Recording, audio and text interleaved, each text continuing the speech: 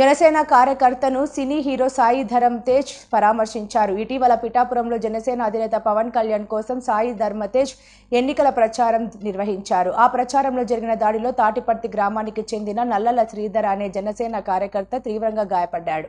దీంతో సాయి ధరమ్ తేజ్ బాధితుడిని కలిసి పరామర్శించారు. ఓటుతో వైసీపీకి బుద్ధి చెప్పాలని ఆయన పిలుపునిచ్చారు.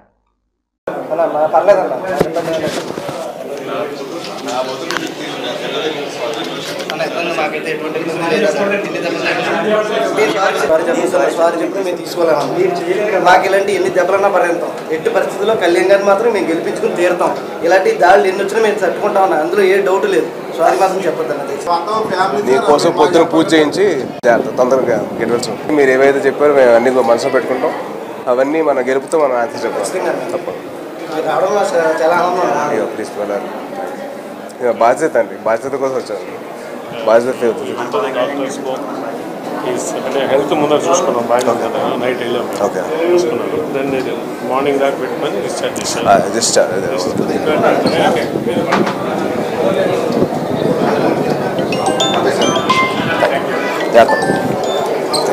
ఓకే.